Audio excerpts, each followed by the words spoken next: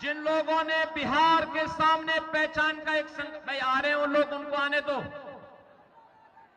धक्का मत दो, उनको आने दो, आराम से आने दो।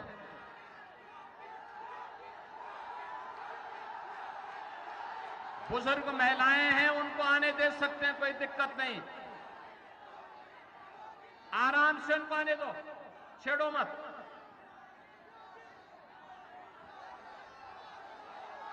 बहनों और भाइयों, अरे मंच टूट जाएगा, मंच टूट जाएगा, पत्रकार नीचे गिर जाएंगे, थोड़ा पीछे हटिए, थोड़ा पीछे पीछे पीछे पीछे।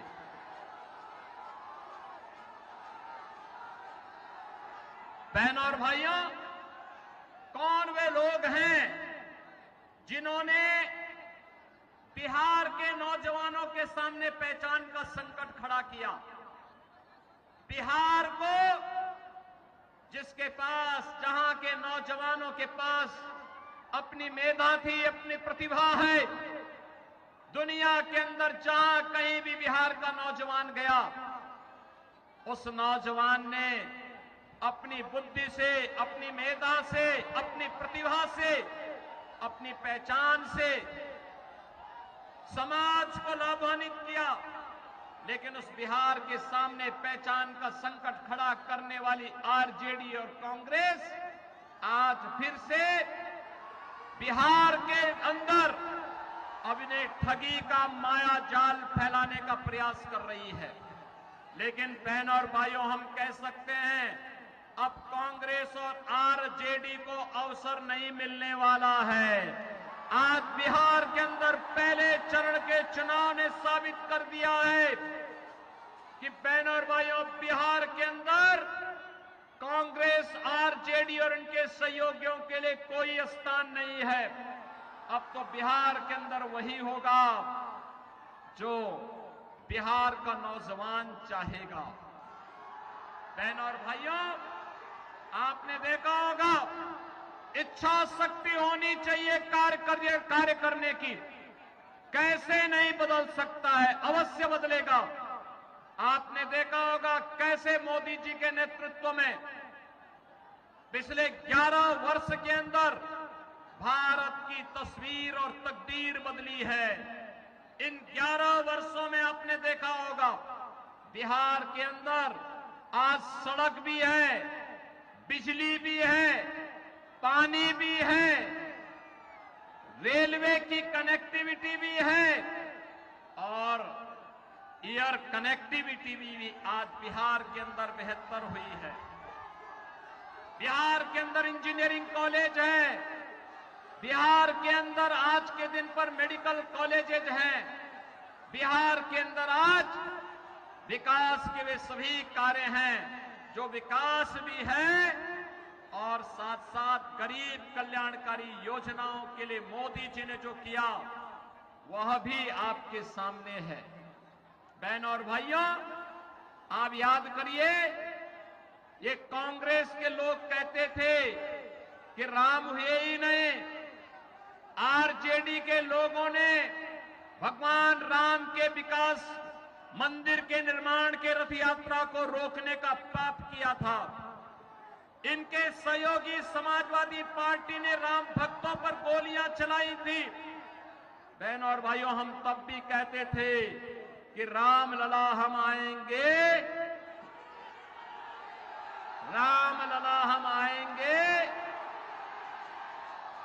लाठी गोली खाएंगे,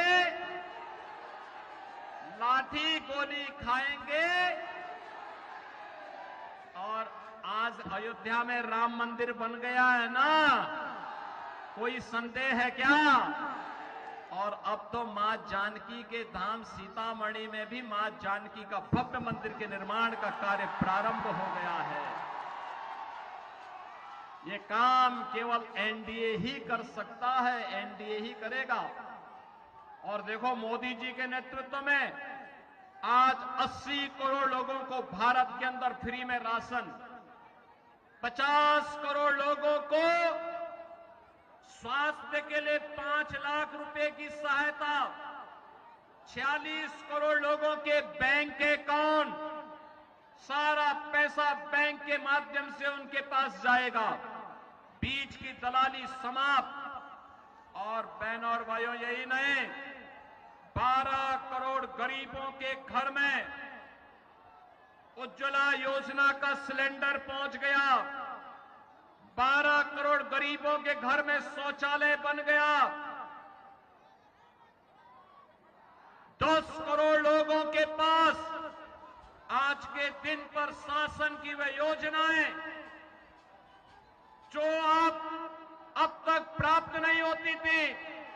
और यही नहीं, 4 करोड़ लोगों के घर में सिर ढकने के लिए छत और 3 करोड़ लोगों को फ्री में बिजली के कनेक्शन।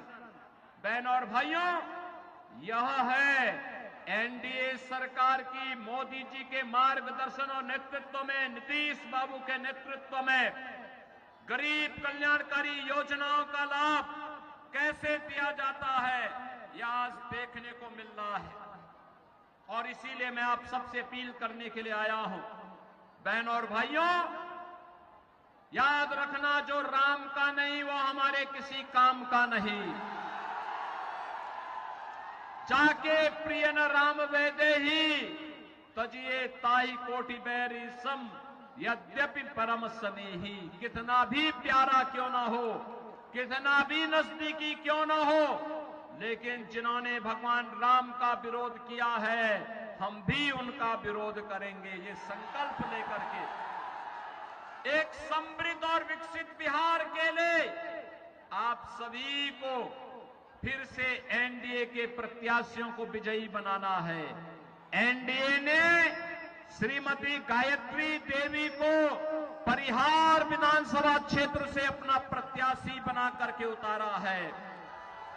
और बहनों और भाइयों, जेडीयू के प्रत्याशी के रूप में एनडीए द्वारा समर्थित श्री नागेंद्र राउत सुरसंड से जेडीयू के प्रत्याशी के रूप में आपके बीच में है।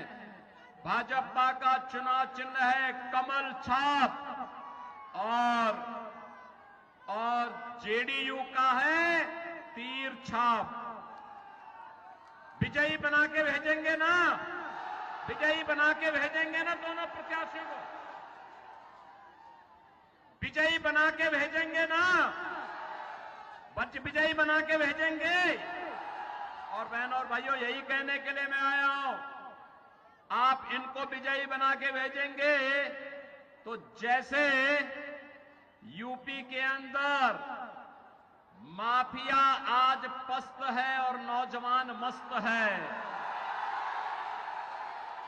बिहार के अंदर भी अब माफिया की उल्टी गिनती प्रारंभ हो गई है।